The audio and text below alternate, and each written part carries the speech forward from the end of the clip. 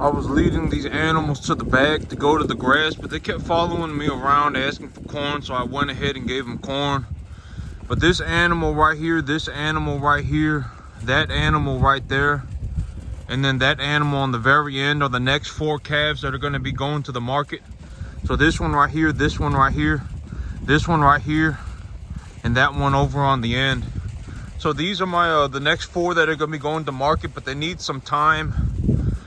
As of right now, you know, these calves, you can see that they're all eating very well and they're all gaining weight. And this animal, I had fed her some of that ionophore, and she's still kind of bloating a little bit, but it's not so bad. She's barely bloating. And so right now these animals seem like they're doing good. It's not costing me practically anything.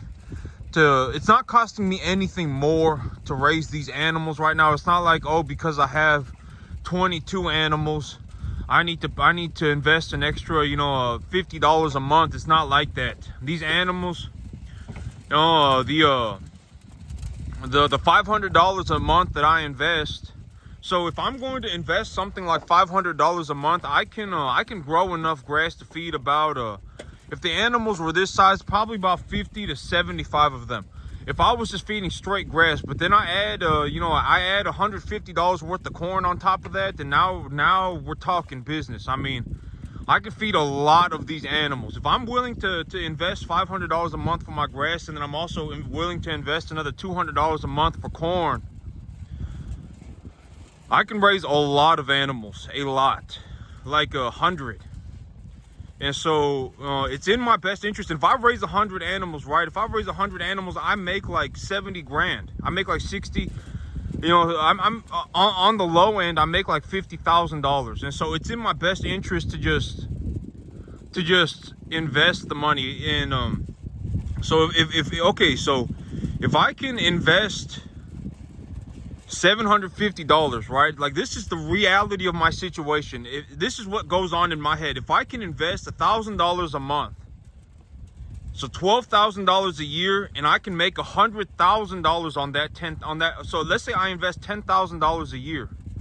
If I can make $100,000 on that $10,000, it would be in my best interest to invest the $10,000. And so, you know, that's what goes on in my head. Oh man, okay, so if I'm gonna grow this grass, it's gonna cost me $500 a month. Oh, okay, so if I'm gonna buy this corn, I can buy a shipping container full of corn for $5 grand. Oh, you know, maybe a couple months, maybe I need to get 3 loads of hay. If I get 3 loads of hay, that's gonna cost about depending on what I get, about $5,000 to $10,000. So if I invest $20,000 a year, if I invest $20,000 a year and I make $250,000, if I make 200 grand on that 20 grand, I may as well just invest the 20 grand. It's not like, oh my God, I need to invest 20 grand. I can't do this. My world is over. Oh man, everything's unfair. Oh man, where am I going to get the money? If I can make $200,000 on the 20 grand, I'll find a way to make the 20 grand. It don't matter.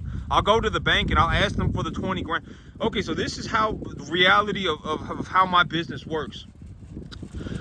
Because me, I go to the bank and I ask them for the money. I say, hey, give me as much money as you will give me. They say, okay, we'll give you let's say 20 grand. They give me 20 grand and they say, okay, we'll give you the 20 grand, but now you owe me $200 a month. And so I'll say, okay, I'll take the deal. I'll take the deal. And they'll say, okay, well, if you don't pay your loan back in 15 months, we're going to charge you interest. And I say, okay, that's still fine by me. I'll make sure to pay you back. So the thing about business is that it's not in my best interest to start a business if I'm going to lose all my money. If I'm going to lose all my money, I'm better off just paying my taxes and just calling it a day. Investing, you know, because there are a lot of things that I can invest in, right? Everybody does not have to be a farmer, and the chances of anybody, you know, mileage may vary, right? What happens for you, you know, in your vehicle, it may be different. And so, depending on, there are a lot of factors. There's not any way for me to say, okay, because here's the thing, is if I said everybody can do this, everybody can be successful, everybody can go and do this, I would be a liar. And if somebody believed me, somebody said, oh my God, this guy said I can do it too. Oh man, he's saying that I can wake up tomorrow and I can go and be a cattle farmer. I can be a cattle rancher and I can go grass and I can make myself $100,000 a year. I can go and buy myself a property for $6,000 a year. I can go and buy a 10-acre piece of land for $500 a month, and I can run cattle on it, and I can make myself $200,000 a year. This guy's saying that I can do exactly what he's doing. If I said that, I would be a liar. And if somebody believed me and went out and did it and lost all their money, I would not be doing anybody any favors. It would not be a good thing, right? And so that's what, when I stand here and I say, people, you can't pick and choose the things that you just can't pick and choose things. Oh man, I want to be a cattle rancher. Oh man, I want to be a grass grower. Oh man, I want to be a successful businessman. But I want all of that tomorrow, or I want all of that next week, or I want all of that next year. It took me 15 years. I've been doing this for 15 years, and so the cattle are kind of new. But I was a crop man before I was a cattle man, and so. If I didn't have the grass, I wouldn't even bother with the cattle. Because if I didn't have grass, right? If I didn't have grass and I had to feed these animals on a mixed ration, year round, anytime that because if I had to feed these animals on a mixed ration year round, if anything were to happen to the cattle market, if the corn market were to go higher, if cattle feed was to go higher, if the corn market or if the cattle market was to take a severe dip for whatever reason, I would get freaking wrecked financially, and it would be a horrible mess. I would have to. There are situations where in the commodity markets where the cattle market falls and the price of feed goes up at the same time. It happens pretty regularly. And if that were to happen, I could end up doing all of this and still end up losing money. And if I was in a situation where the cattle market went well, right? If the cattle market went well and the commodity markets in general went well, the cattle feed stayed pretty even and the cattle market stayed pretty even. After I got done feeding the animals the complete total mixed ration their whole life, I make $200 an animal. And if I make $200 an animal, I would not do this business. I would be freaking miserable. I would not be doing this business. And if anything goes wrong, that $200 margin goes out the window. It's gone. That $200 margin is gone. And so if I did not grow grass, I would not even consider raising cattle. And so these animals, but that could be true about anything. But the thing about so corn is not like some mystical plant, right? Corn is not like some mystical plant. It's probably one of the most nutritious grasses that people know of. I mean, in terms of human beings, we have been growing corn for a long time. And if we didn't have GMO corn, I know that GMO corn, it may not be the most ideal thing that most people can come up with, but the thing is that if we did not have GMO corn, we would need to be covering our corn in pesticides 3, 4, 5 times a year. So it's either we eat the BT, either we eat the Bacillus thuringiensis that has been impregnated into the corn, either we eat the BT or we eat pesticides. It's not like, oh my God, we stopped growing GMO corn. Now we can just go walking off into la la land. That's not how the world works. If we stopped using GMO corn, we would be using a lot of pesticide. It would be a lot of pesticide, and our corn yields, if we did not, Lucy, leave her alone. And if we did not use GMO corn, and our yields would be affected severely because we would not be able to spray glyphosate on the field. And so, those are some of the major benefits of GMO corn is that, one, massively increased production. Number two, it removes the need for a lot of pesticides. And so my little calves over there, the red one is actually freaking out the worst, if y'all want to go see him. But those are some of the major things about GMO corn. There are some benefits to it. And corn is not some mystical plant. Corn, the reason that cattle eat so much corn and they love eating corn is because corn is a grass. And not only is corn a grass, but corn, you know, humanity has been growing corn for a long time, and we put a lot of time and effort. Humanity as a whole has put a lot of time and effort into developing corn to where it is today. And so these animals, but the thing about corn is that corn, okay, so if I grew a field of corn, I'm probably going to need to irrigate it. If I don't irrigate it properly, if the weather conditions are bad, the kernel sizes will be small, the amount of kernels yielded will be small. I'm, you know, gonna need irrigation. Corn, and then I'm gonna need to combine it. I'm gonna need to put it into a trailer. I'm gonna need to put it into an 18-wheeler, haul it off to a grain bin, store it in that grain bin. Then when I'm ready to use it, I can dump it out the grain bin into another 18-wheeler, take it over to the farm, weigh it, and then put it out for the animals. It's a horrendous it's a lot that goes on into it. And so it's better in the long run. It will always, for probably until infinity, always be cheaper to feed the animals to straight grass.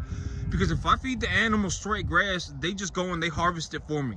I don't have to worry about, you know, cutting it, putting it on an 18-wheeler, taking it over here, putting it on another 18-wheeler, bringing it back over here, weighing it. I don't have to do all that stuff. And so these animals, they'll just harvest it for me. And that's why it is so cheap for me to feed these animals grass.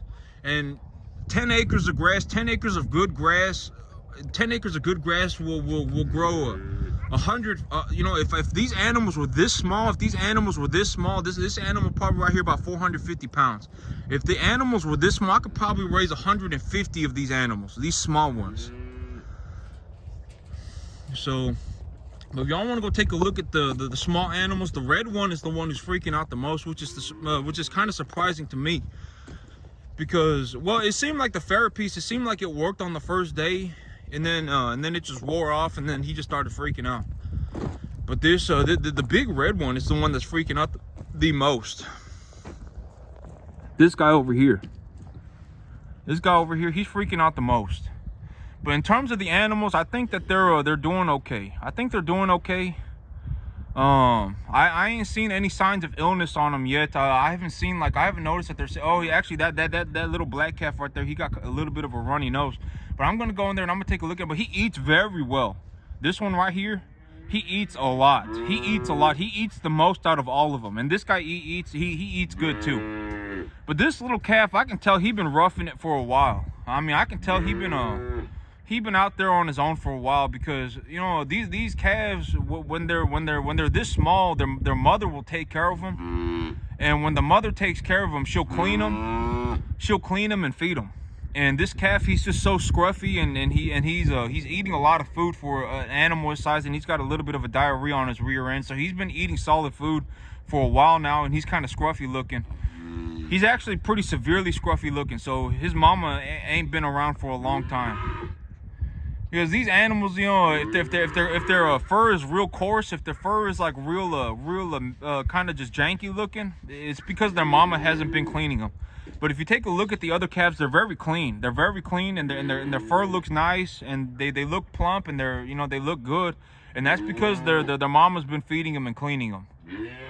And so I'm just gonna take an educated guess and say something happened to his mama a while back, and so he been roughing it. But that red one's freaking out the most.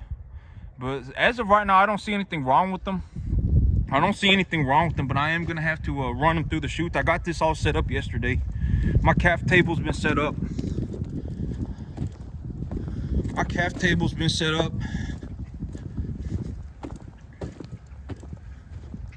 And so this calf table, I got it set up yesterday. So these animals, I figured, okay, so this calf table, this big head gate, I figured, well, the calf table, these animals, when I castrate them, I'm gonna need to put them in this thing so I can squeeze them so that they don't flail around. And the big head gate, they'll go up and down, they'll go up and down, they'll try and jump up and down, and they'll be moving around a lot, and so it's not good to give them injections in it. And I figured that these animals, once they've been given their vaccinations, and once they've been preconditioned properly, usually they don't get sick. After about 500 pounds, they don't get sick. And in the off chance, I have had one animal get sick before after 500 pounds. And in the off chance that an animal gets sick, I'll just grab them in the head catch. It won't be a big deal. And so most 98% of the stuff that I need to do is usually done when the animal's small. Well, the smaller the animal is, the better it is, because stuff like vaccinations and stuff like castrating the animal, it's better to do it when they're small, because if you do it when they're small, it'll stick with them when they're older. And if you try, like, I've castrated 700-pound bulls and stuff like that, and it's real hard on them. It's real hard on them. Like, if castrating a 700-pound bull, they'll roll around on the ground and stuff, because it hurts real bad. And so when they're real small, they usually kind of just get on right with it. They usually just go right back to whatever they were doing. Maybe they'll lay down for a day or two, but the bigger their testicles are, the harder it is on them. So if they got some big old giant balls, and you castrate the animal, it's gonna hurt them real bad. And so it's best to do it when their testicles are real small, and it's easier on the animal. And the vaccinations, if I vaccinate them once, and I vaccinate them, I give them their 2 vaccinations, they'll be good to go. I mean, they'll be good to go practically for the whole time that they're here, and so I won't have to do that again. And so the animals are, yep, they're out on the grass. But that's it from me today, YouTube. Y'all have a good one.